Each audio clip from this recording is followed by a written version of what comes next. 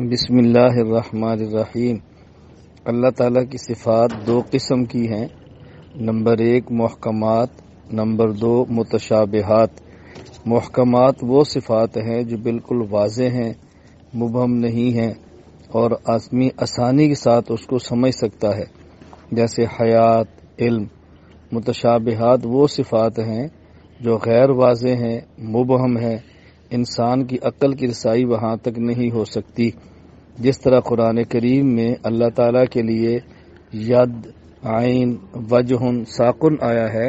یہ اللہ کی صفات ہیں جس کا معنی اللہ تعالیٰ کے علاوہ کوئی نہیں جانتا۔ پھر صفات محکمات، اس کی دو قسمیں ہیں، نمبر 1 صفات ذاتیہ، نمبر 2 صفات فعلیہ۔ صفات ذاتیہ ان صفات کو کہتے ہیں کہ جن کی ضد کے ساتھ اللہ تعالیٰ موصوف نہ ہوں، اور یہ 7 ہیں: حیات، علم، قدرت، سمع، بصر، ارادہ اور کلام۔ مثلا حیات اللہ کی صفت ہے، موت اللہ کی صفت نہیں ہے۔ علم اللہ کی صفت ہے، جہالت اللہ کی صفت نہیں ہے۔ قدرت اللہ کی صفت ہے، عاجز ہونا اللہ کی صفت نہیں ہے۔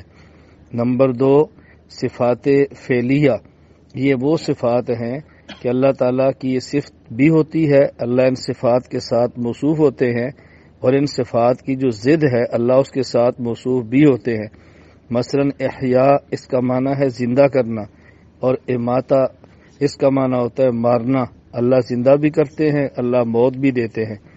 اذلال کا معنی ہوتا ہے ذلت دینا، اعزاز کا معنی ہوتا ہے عزت دینا، اللہ تعالیٰ معز بھی ہیں اور اللہ تعالیٰ مذل بھی ہیں۔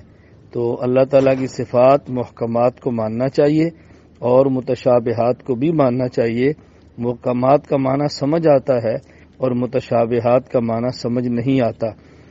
صفات محکمات کے بارے میں اور متشابہات کے بارے میں یہ ذہن رکھ لیں کہ اللہ کی صفات قدیم ہیں، یعنی جب سے اللہ ہے تب سے اللہ کی صفات ہیں۔ دو چیزیں الگ ہیں، ایک ہوتا ہے صفت کا وجود، ایک ہوتا ہے صفت کا ظہور۔ صفت کا وجود تو ہمیشہ سے ہے، لیکن ظہور بعد میں ہوتا ہے، یعنی خالق ہونا اللہ کی صفت ہے۔ جب مخلوقات نہیں تھیں اللہ تب بھی خالق تھے، لیکن صفت خلق کا ظہور تب ہوا جب مخلوقات کو اللہ نے پیدا فرمایا۔